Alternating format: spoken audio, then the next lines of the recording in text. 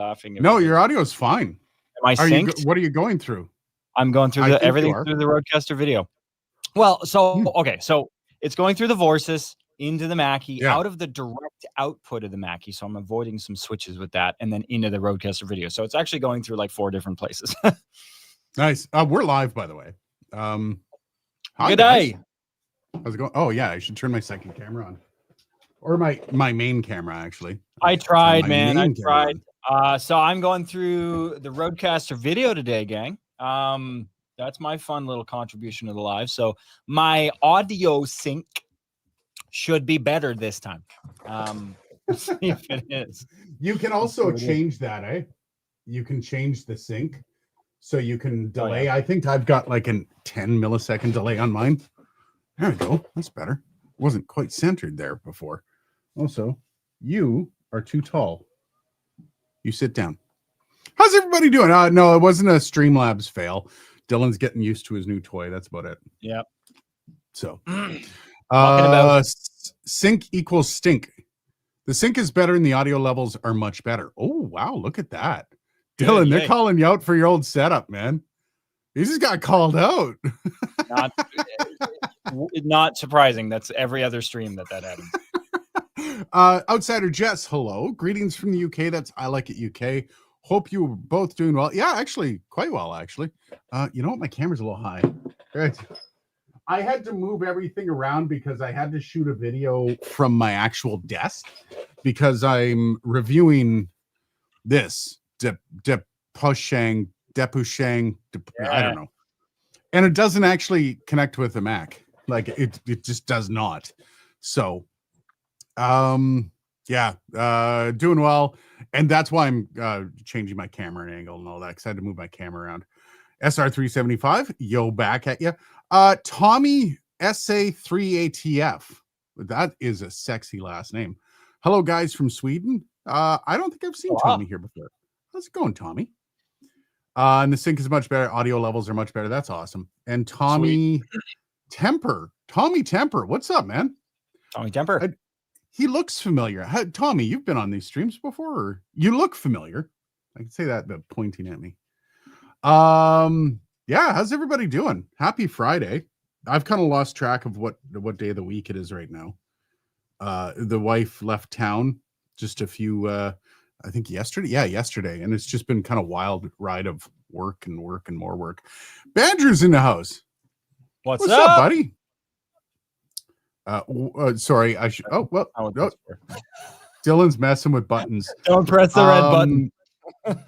So I have to read Bandrew's comment as typed. So what's up? Up. I can't make the P last longer. Sorry, buddy. Yeah. I don't got a pop filter, so I shouldn't risk that. Tommy Temper, I stream. All right. Cheers, buddy. Welcome to the live stream. Yeah, so just a few days ago, I think it was a few days ago, Mackie introduced a brand new ProFX mixer into their lineup.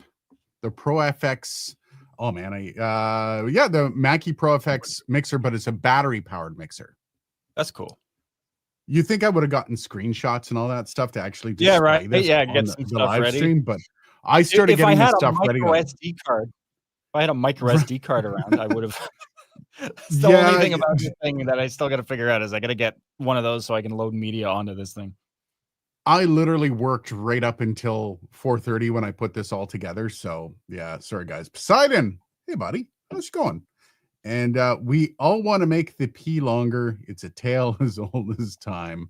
Well, it's not the P, it's the PP, isn't it? Anyways, double. Yeah. So also on top of everything, by the way, I forgot to mention we actually got demonetized last week. So all that chat we had about demonetization and yeah, I don't know, something we mentioned on that stream had it flagged as being adult. So yeah, everybody behave. Dylan, that's you too. Yeah. Anyways, yeah, ProFX. Let me find it here. I feel like a jerk if I don't share it. It was on their Twitter. And that's probably the only place I'm going to be able to find it, isn't it? Probably. I'll go into their Twitter. But yeah, so new ProFX live. Here it is. I'll just open up this whole thing. Oh, what's trending is just disturbing. Chloe in Wonder. What the hell, man? Twitter's weird. And we'll go present. Share screen. Showbox, live sound. Nope. Window. There we go. Share. So this is Mackie ProFX 10 Go, the newest battery-powered mixer from Mackie. Runs on included rechargeable batteries for up to 8 hours, featuring Onyx preamps, EQ compression, Gig FX Plus, which those are all the effects that used to be on the ProFX series. Bluetooth, USB recording, you'll never miss a beat. The question I have for Ed Buddy, what the hell was that? Dylan, are you still playing, man? No, I'm watching. That was a weird sound. The question I have for everybody is, should I review it?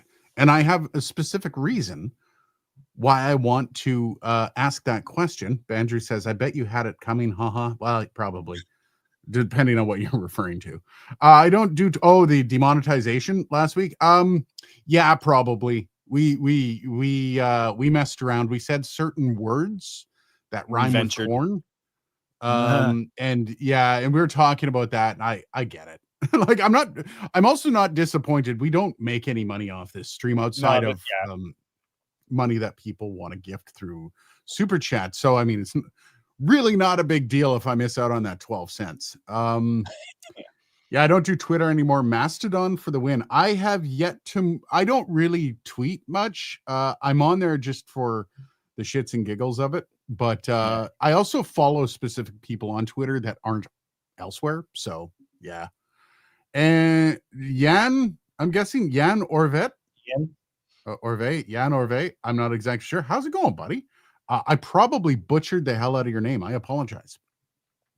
So now that we're caught up, one of the reasons I ask whether or not we should review it is, so this channel basically got its start with a Mackie ProFX 12V2. That was the first kind of real big video that I released. It was horrendous. Don't go back and watch it. It's bad. But it's the one that actually started like ticking with the views, right? Like every day it was getting like 12 views. And that was like, oh my God, people are watching my videos. So I started putting more and more out. So the question is, you know, we've not necessarily strayed, but we don't do as much stuff that's relative to music anymore. And the ProFX, you could probably podcast with it. But being a battery-powered mixer, I'm guessing, well, I guess maybe even a battery-powered mixer, yeah, you could spin it that way. But it is also universally going to be accepted more closer to the music end of things. So whether or not I should actually review the bloody thing, and whether or not I should contact Mackie and say, hey, gimme. So those are the questions. Dylan, do you have any perspectives on this? Yeah, I remember when you sent me that first Mackie video.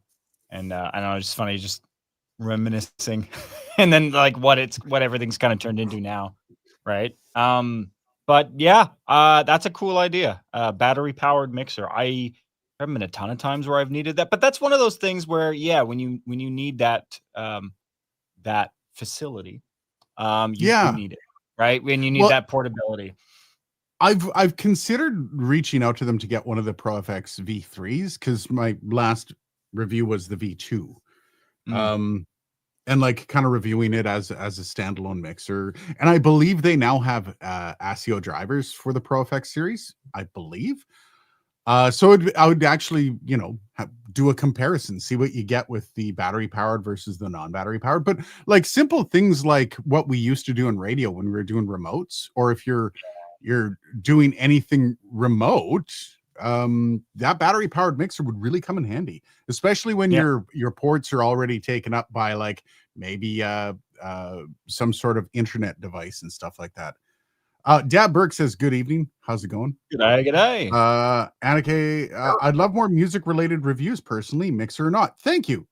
I appreciate that. And I'm also, I've seen you in the live streams. I've seen you in the comments. I have no idea how to pronounce your name. I also apologize for that. Anake? Yeah, we're not great with that. I'm horrible with it. Reviewing it would be interesting, especially since the acquisition. The product would not be interesting to me for purchase. And this is, thank you, I like it. This is actually an interesting perspective that I'm finding from a lot of perhaps the viewers. And, you know, relying, one of the ways that YouTube decides what videos are going to kind of make a splash from your channel is how well your viewers kind of reacted to it, right? And if all your viewers decide, nah, I'm good, YouTube's like, the video must be crap. And it can take like 6 months, a year before YouTube's like, throw it out to the algorithm, see what happens. And that's why I ask, right? Like doing a whole video up to get 300 views, like miking a drum kit. You know, especially when you're requesting the product for review. Yeah, still sore. Especially when you're asking for product to review. Like this is something that I would definitely go out of my way because I am curious about it. I love mixers. Mixers are fun. And again, right, this channel got to start with Mackie ProFX mixer. So I don't know. My studio got to start with a Mackie. I mean, right? I've got a Mackie VLZ Pro. It's not even, now they have the VLZ 4. It didn't even have a number. It was just VLZ, very low impedance 4. That's 20 years old, right? 20-year-old board, more than that. That's the scratchy issue with the audio, by the way. Scratchy, yeah. And most of that's been fixed now. I did some cleaning of this feller, and that kind of stuff. The boards have moving parts. Anything that has moving parts needs upkeep after a certain amount of time. But it still works. The audio is going through it right now. And 4 other things. But it's built like a tank, right? This thing has been to gigs. This thing has been to, in various studios and various homes that I've been in and had. It's been around and still going, still ticking. Yan says, all is well here, hard at work with my Tascam X6, and you did a fairly good job pronouncing my name. About review, yes, please. Hey, man, if I nailed, and I saw Anake, I think, by the way, you're saying my name just fine. Thank you. Hey, man, 2 for 2. Sweet. I like it. UK says, Q, question, would the battery help with the 50, 60 hertz main hum? Yes. Oh, yeah. Yeah, absolutely. Yeah, it would be non-existent. You wouldn't get a hum from batteries. I'm getting like included rechargeable batteries fascinates the hell out of me. There's questions. The questions I have immediately, are they specific only to the Mackie? Yeah. Or can you get your own rechargeables and continue on? Like I like, that's a really cool addition. Like that's a cool aspect of this. And then how long do the batteries last? Well, under hard use, right? So yeah. Always love a good Mackie mix. Indeed. Yeah. With your broadcasting background, you make me sound important. Don't do that. Have you ever considered trying more actual broadcasting desks? Yellowtech, DNR, Wheatstone. Dylan's running. I don't even know what the brand of your desk is, Dylan. It was Vorsis, which is a Vorsis? subsidiary. Okay. A subsidiary of Wheatstone. See, I don't know. The problem with that stuff is there's such a narrow audience for broadcast gear. I mean, we have tried music gear, which has a substantially broader audience than broadcast gear tends to have. And it still fails. So I think, I would I love to do a review of an Axia board or a Wheatstone board or like some phone hybrids. Oh, he's asking about desks. Like desks. I think a desk is usually kind of colloquial for board. Okay, all right, cool. I assume we're talking about. Are you talking about like furniture, or are you talking about like a mix, like a board, like a desk? Well, desks themselves, like there are broadcast brands set up for desks. And like I do plan on getting one. Clarify what you mean by desk, because we looked at that in different ways. Like I plan on getting broadcast style desks when we move out of this basement and we're in our own office space, because I like stuff like this when we're in the same room doing this live stream. A a broadcast desk. Excuse me, coffee's come back. Yeah, man, we're gonna take that word back. We're using if we get to the point where we can have a live stream studio. Oh yeah, that yeah will be that word back, because I mean that's such a Canadian culture of radio thing, right? Absolutely. Tim Park coming from Guernsey here. Damn, Tim. Guernsey. And okay, by the way, okay, went to that. Tim, basically the end of the world. They are the end of the world. I used a ton of 1604 VLZ4s in my past. I think everybody's had a Mackie board at some point. Like, not even just VLZ, just a Mackie board in general. Like, no matter where you are at your audio kind of arc, everybody's kind of brushed up against Mackie. Well, it's such, especially in like live stuff and even in broadcast. I mean, I remember the station here in Ottawa, that, the cluster that Shay and Kiss are a part of, for those that have bounced around Ottawa. They had the 1642 Mackie VLZ Pros in their production studios for like 15 years. And then, switched to an X32. But it was, they lasted a while, needed very minimal upkeep. They're taken care of, in same unit that I have beside me right here. Yeah, they're ubiquitous. It's such a ubiquitous product to find, especially again in the live sound reinforcement. Like, you go to a pub, you go to small venues, a lot of times, they have an old Mackie board. Yeah. Bandrew has a great question. Replaceable or built in? I don't know, and I'm actually really curious about that. Would be another conversation, right? Like a throwaway board if you couldn't replace the batteries. I don't think so. I would like to think not, but I mean, I'll reserve opinion until I get it, but I'd like to think not built in. I would like to think they would be replaceable. A mixer that can use a DeWalt or other power tool battery. I would definitely buy that. I have like 7 of those batteries sitting in another room that haven't been used more than once in like 5 years now. So yeah, I think that'd be great. The problem with those is they're all different, like, voltages.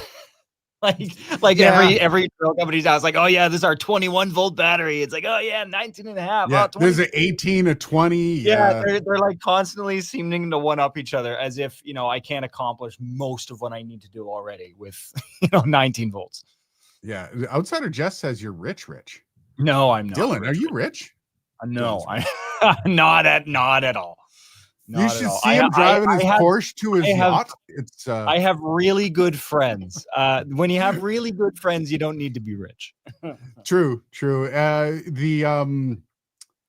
It's also from Dylan's perspective, and this is something that a lot of people, when they walk into my studio, will say, and probably to Dylan, if you see Dylan's desk, you're probably going to say the same thing. It's like, oh my God, how did you afford all that? And usually the answer is, if you want to see pictures, little shout out to myself. I got a voiceover website that has pretty good quality images of what this room that I'm in looks like. So head over there if you're curious. But yeah, I've gotten a lot. What's the website, Dylan? I've gotten a lot of drooling. Like, at one point years ago, we had like a sort of a minor medical emergency. And so there were paramedics coming in and out of the apartment at the time. And one of them was stopping in front of the studio. He's like, what's that? It looks like a spaceship. What is that? As a recording studio, is like, that's a lot of lights. I'm like, yeah, that's the appeal, right? You gotta have lights. Yeah. What's the point of doing if you're not gonna have lights? But to get it all, it's usually it takes a long time. It's a long process. Yeah. Again, like, I started with this 1642, and a really shitty computer. Like typical kind of 90s startup, right? And then you just sort of build over time, and some stuff you save up for, some stuff you inherit. Like, I mean, I gotta say, working in radio, especially working for radio in like the downsizing era, you get lots of cool shit. I would say, not the majority of what's in here, but probably at least a third of it is just stuff from old radio stations. I got a decent amount too. Like, I think one station in London, Ontario that I left, I think me and my boss, we both walked away with just extra stuff that was gonna be thrifted otherwise. So, why not? Okay, so Annika is also saying it's a mixer board, not a desk. Yeah, not a desk. Yeah. I figured as much.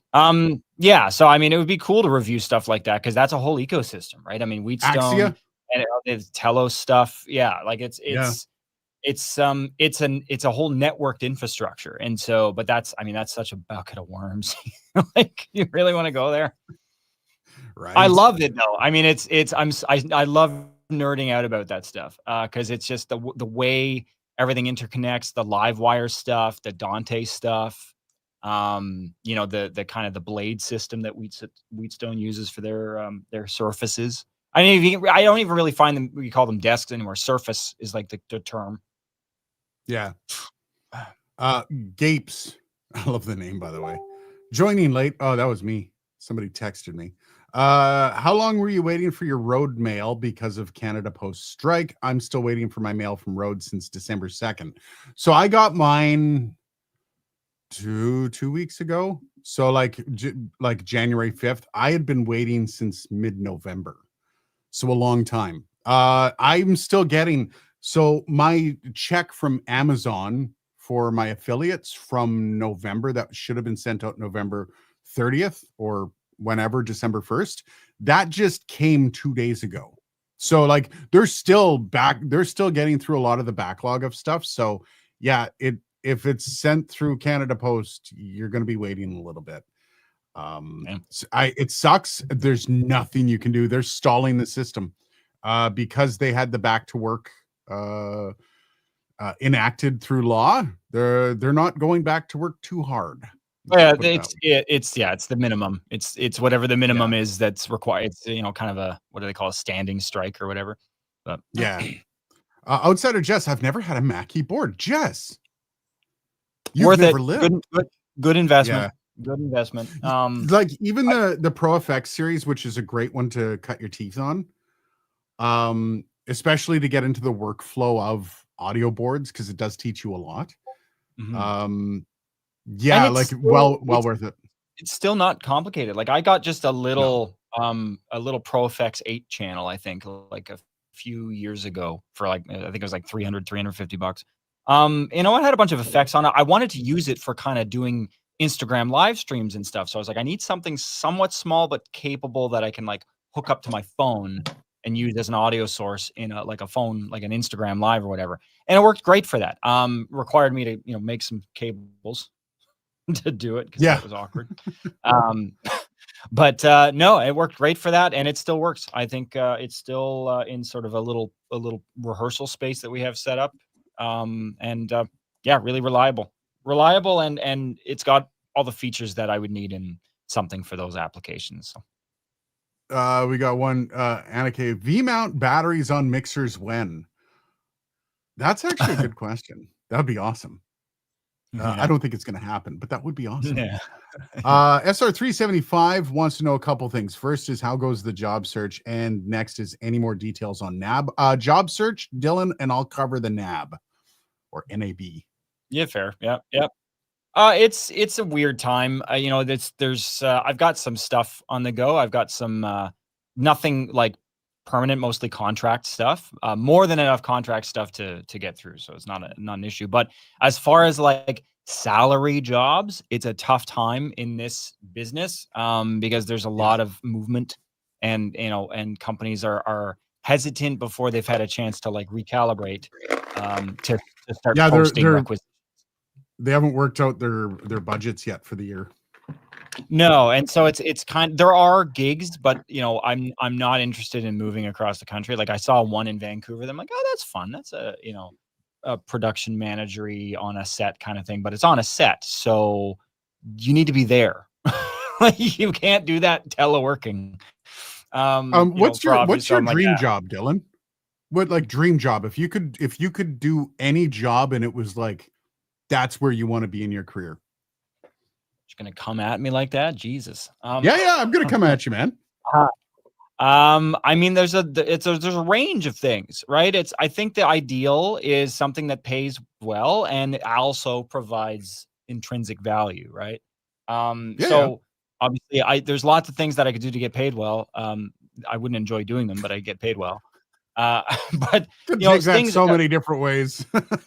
Creating content, I don't know. I've got a creativity itch that needs to be scratched pretty consistently. So jobs that require making things, or analyzing things, solving problems. So if I could drive, if driving was ever on my roadmap, I probably would have gone into like broadcast engineering, because that job is all about solving problems and like building rigs for shit.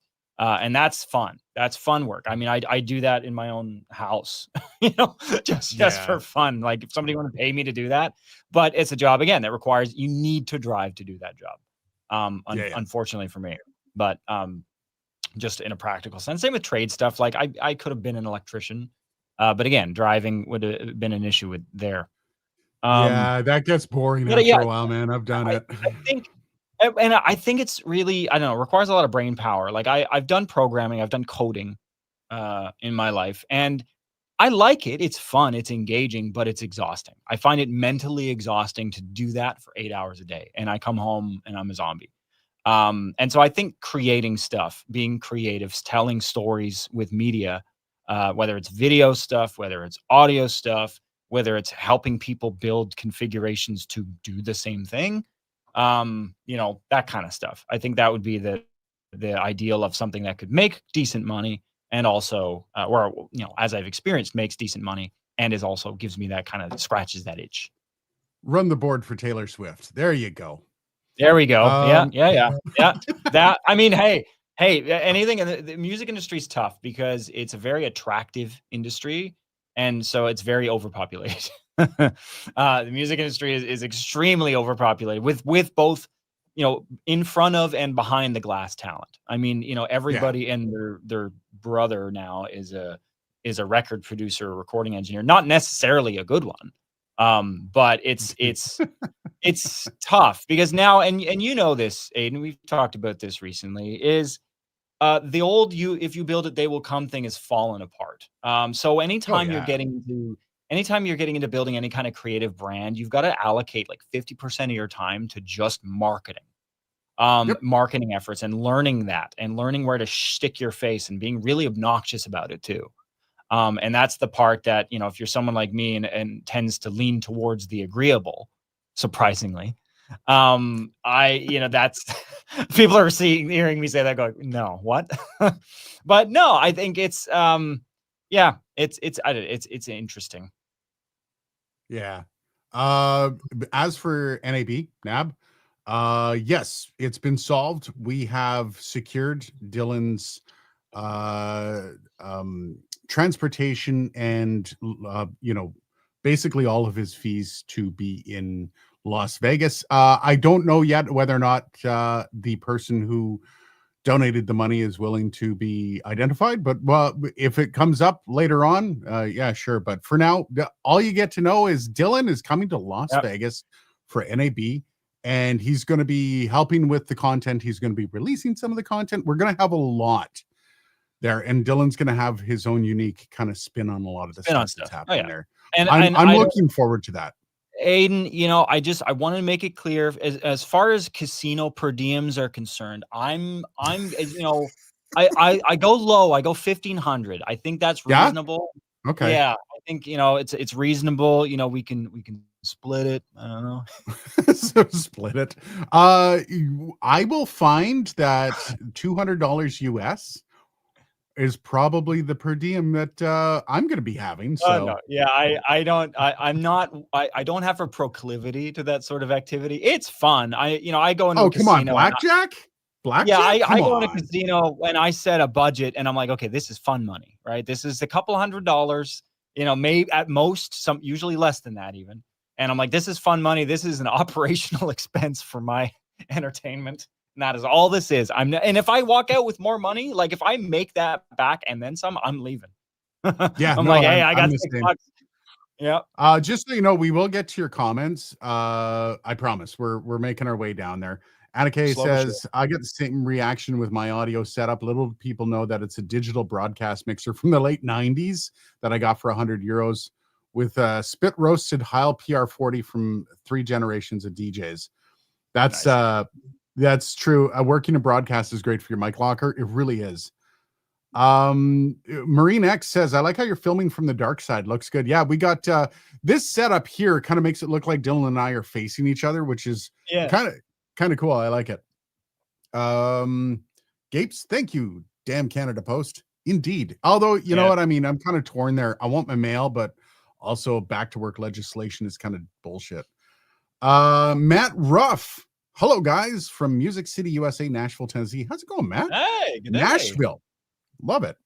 ACDC's playing there in a bit, eh? On their world tour or whatever. Yeah. Are they coming here or did they come here? I don't know. I mean, there's a station here. Shea is offering. They got tickets to go see them in Nashville, so I assume they're not coming here. Doubtful, yeah. Can we fix Elgato Wavelink voice latency? No.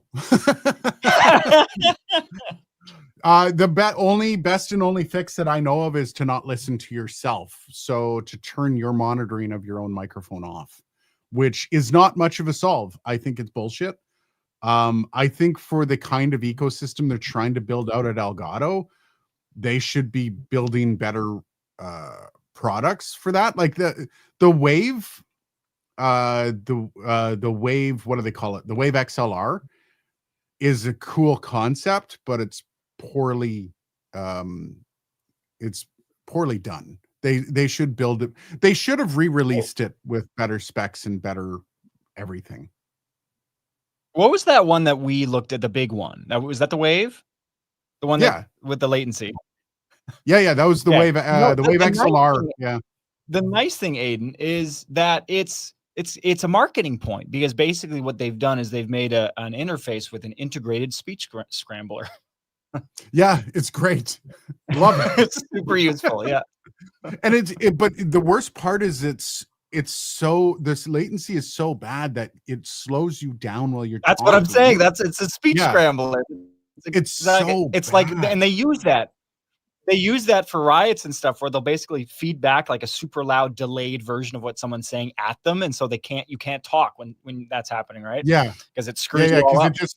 There's something about brain chemistry that just nope, shut up, you can't talk. Yep. Yeah, can't do this. Matt says, being retired, I do not miss music tours. Yeah, it's a lot. Like, I mean, I was just thinking of this huge, Taylor Swift Eras tour that just went on like 2 years, and there's little lulls in that, obviously, but you're bouncing around, especially in the case of this, like a global tour. You're bouncing around for months and on end, at least, if not in this case years, and that's exhausting. And set up, tear down, do the same thing over and over and over again. Very physical, very, like, if you're a rigger on one of these tours and your job is to go ahead and put together the trussing for the stage assembly, like that's a pain in the ass. And to do that 50 times, like every other week, like, yeah, that's a lot. They pay well, but there's the drawbacks I see is what Dylan said. Like, it becomes monotonous with the work and it's hard work. But two, you're listening to the same show every single night. And as a musician playing the music, you're sick of it after about the first month. As a person that's not even part of I can only imagine how painful it would get. I've done a few tours, both on stage and never a long tour working rigging, but I've done it. And I think about the third or fourth show, I was like, ugh, I can't. I've done just music festivals, which is an offshoot from a touring, but just that and the rigging and the constant setup, tear down. There's other challenges with that, but it's not as worldwide extensive as like a tour would be. But yeah, it's a lot of work, not for the faint of heart. Definitely not for the faint of heart. I mean, it's very much, it's like trades. It's a trades job. Yeah. But it pays pretty well. Maybe not the festivals. Not the most glamorous work in a lot of cases. No. Especially for these large tours that have such large crews, and your job ends up being very specific. You have a specific role. And that's your role for the next 8 months or whatever. Oh, until something screws up and it was your role. Yeah. Can't wait for the content. Yeah, me either. NAB is going to be a lot of fun running it with Dylan. We're going to find new ways to new ways to get content out of there. And I feel like there's not enough in this sphere, in this like kind of the sphere that we're in between Tom Buck, you got Banjo, there's several of us. I don't feel like there's enough content coming out of NAB. And I feel like having more content come out brings more companies to want to release stuff at it, because it's a cyclical, symbiotic relationship. And I really want to see that.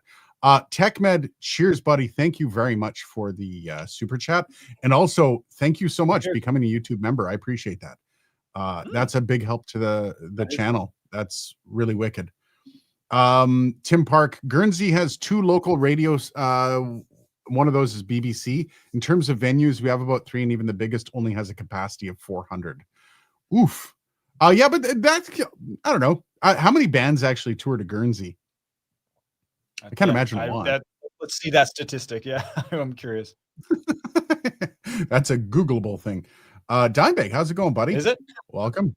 I don't think so. Matt says, we got so many open jobs in video audio tech. Please come. I get called all the time to help and I'm retired. Yeah, it's funny. If you're in a specific role and you're considered good, I have a buddy, Sean, who works at one of the radio stations here. And he's one of these guys. He's in the IT end of radio. So he's the guy that he takes care of the transmitter site, all that stuff. He does basically all the stuff behind the scenes to make sure that the station stays on. He is so widely known around Canada that when he goes on vacation, people will literally stop and say, hey, buddy, could you take a look at our transmitter? It's happened multiple times to the guy.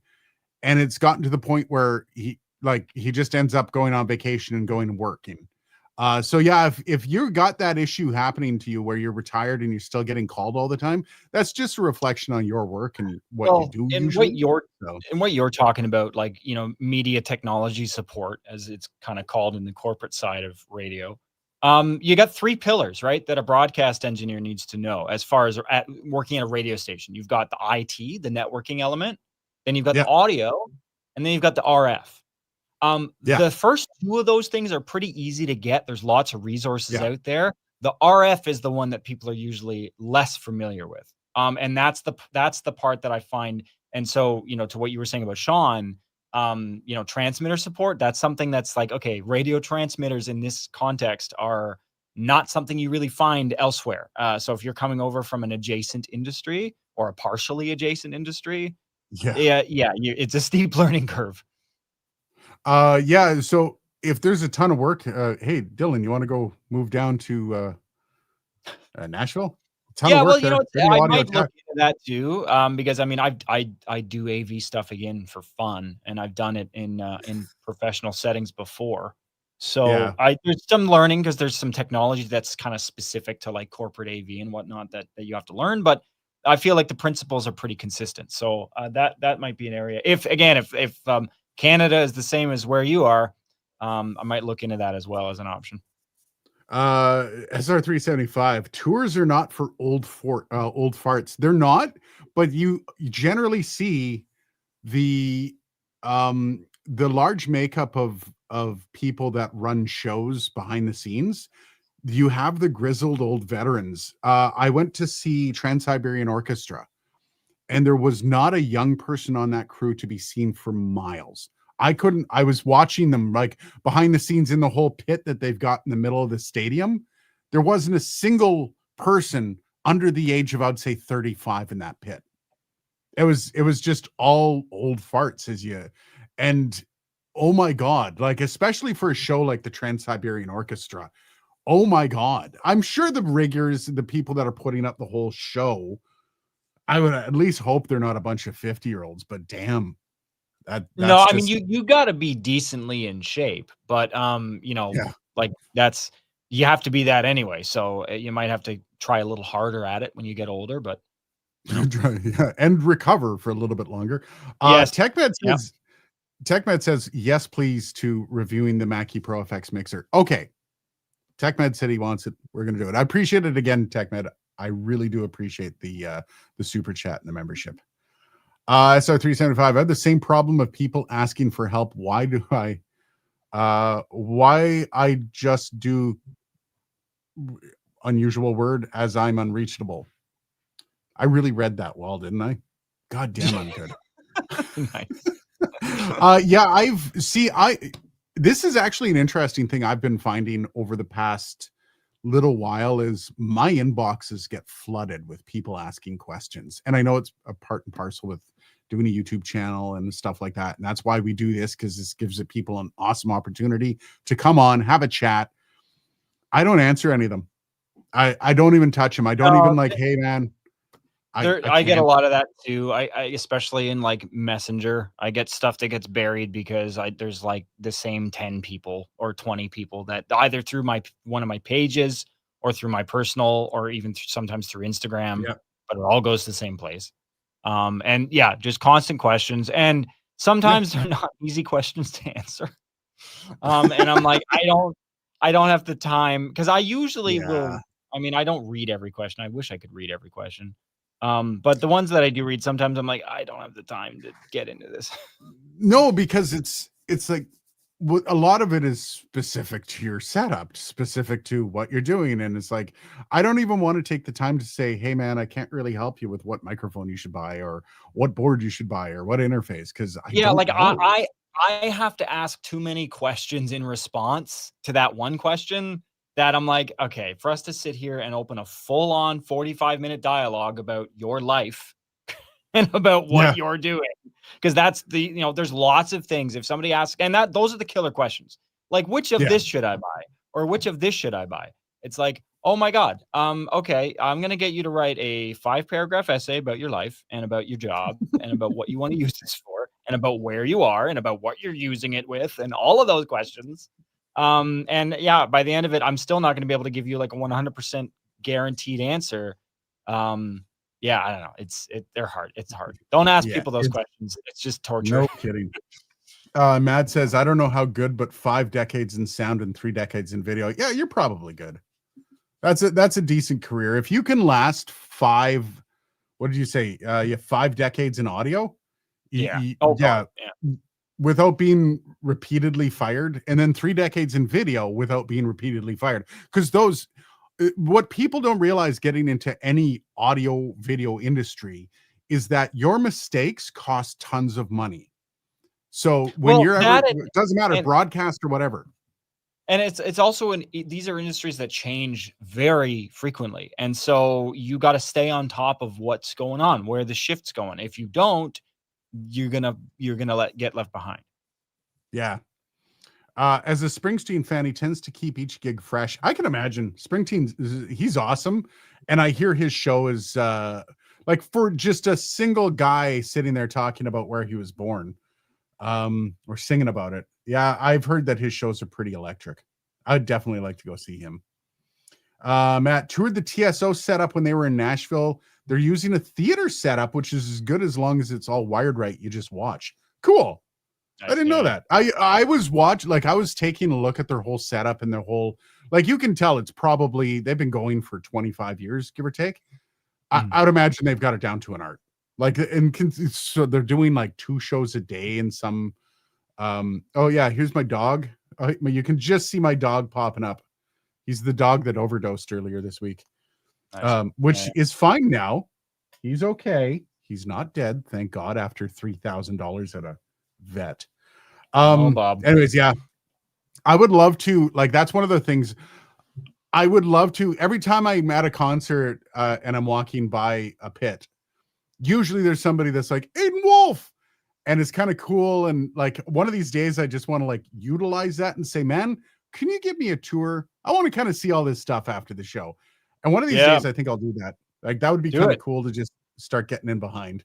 Oh, 100%. If you get recognized, like if you get name dropped by one of the crew members, like 100%, man. I've gotten backstage on a couple of them just because it's like, why not? But like, to do something like that, to like go see the setup, and like, it's like, I don't want to meet the members of TSO. I don't care. Cool. No, I want to see the infrastructure. That's what I want to. Yeah, especially a show like that. It's literally like a concert in its truest form, right? Like, it's and theater is a great way to say it. Cutting edge technology, top of the kind of leading edge practices and guidelines and protocols in place. Like all of that stuff is very interesting. Like, okay, what do you do that the smaller guys don't do for reasons because it's safer or it's more efficient or like all of those kinds of things? Because when you're running a show, you have to be pretty efficient. You have to be on top of what has to be done, or the whole thing can fall apart very quickly. And so Yep. it's interesting when there's that much revenue behind a show and it's that critical that you get it right. It's really cool to see some of the innovation that comes out of that. Out of Yeah. that pressure. Ouch, 3,000. Yeah. Okay. So I guess I should tell this story before we go. Shit, what day was it? Was it Tuesday? I think it was Tuesday morning. So my dog, the pit bull Chihuahua, he's a little prick. I love him to death, but he gets mad whenever you like if you leave or if he feels as if you're not fulfilling his needs, he gets vengeful and he'll grab something and just chew the shit out of it. And I fed the dogs and oh no, I was getting my kids' lunch put together and I went into the cupboard that has all the dog food, but it also has the snacks for my kids' lunch. And I grabbed the snacks and the pill bottle fell out. And it's they're basically Advils for dogs. They're NSAIDs, as they call them. And there was enough in there we have an older dog that has bad hips, and we use them whenever he's feeling pretty sore. And yeah, so that fell out. Now, usually, if a pill falls on the floor, you're like, oh crap, you got to get that up before a dog eats it, because dogs will just like hoover it up.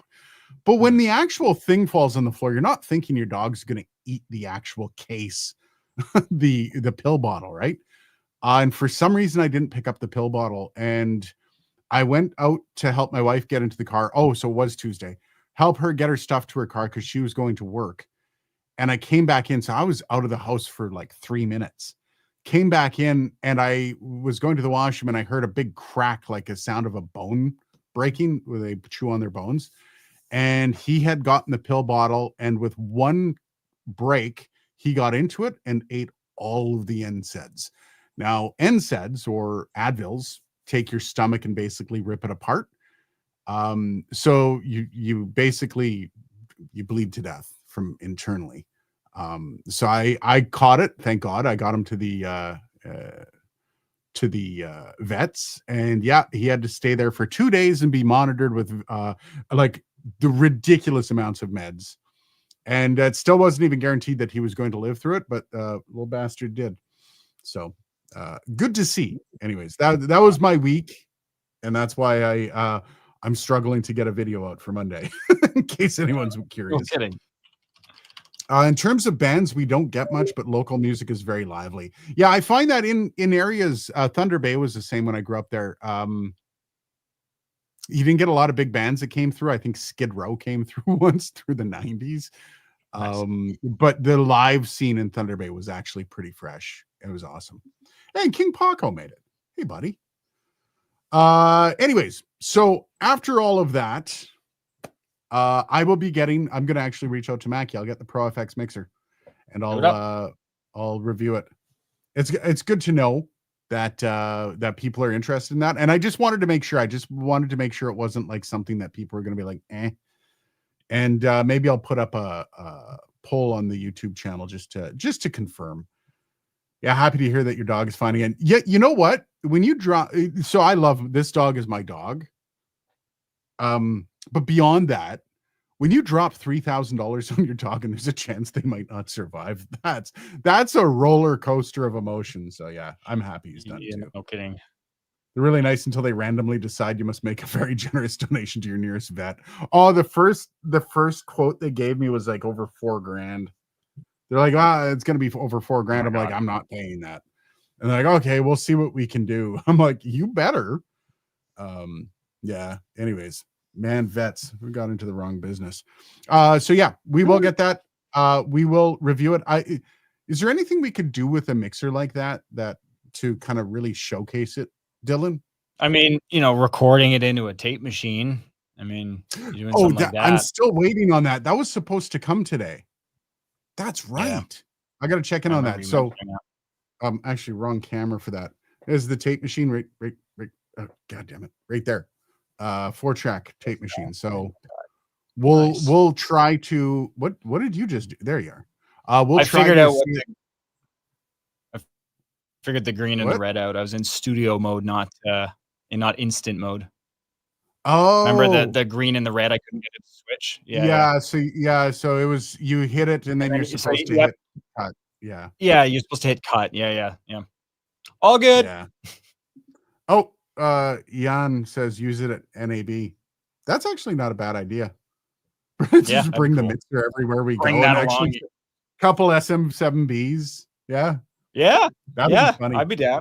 I'll bring mine. Yeah. All for an old school 4-track setup with that. Yeah. It needs a drive belt. I keep pointing behind myself as if that, yeah, right there. It needs a drive belt. I haven't confirmed that it works yet, that the heads are fine. It apparently, like, the thing is in mint condition and the belt was basically melted, which apparently happens with the belts on these things. So it's coming. I don't know if it doesn't work after we got the belt. I do actually have an expert on these things within my family that is going to be taking a look at it and get it up and running for us, which is really helpful because usually getting these things fixed sucks. But one of the things that I want, the internals are like a car. The internals on those old, reel-to-reel jobs, it's there's a lot happening mechanically in there, and all of that stuff will fail at some point. Yep, and that's like he's my father-in-law, and he builds old school radios. Like literally, like he'll buy a radio from the 30s and he'll redo everything, including the innards, and it's fascinating to see what he does. But yeah, that's if it doesn't work properly, it's going to my father-in-law, and he'll be checking it out. Do a video on the restoration of that. Yeah, if it does require restoration, I will. The thing is in mint condition. Like you could tell the person who bought this, I think it's from 1978. The 4-track, it's a TIAC 3340, I think it is. A3340 or 3440. The guy who owned it must have kept a sheet over it or something, because it doesn't even have a fingerprint on it. It's gorgeous. Wow. It's late over here. Thank you for the show. Good night. Cheers, TechNed, Rainer. I appreciate you, brother. And it's getting late here too. I got to go eat dinner. So thank you guys. Have yourself a great weekend, and we'll see you next week. Cheers, guys. Catch you next week.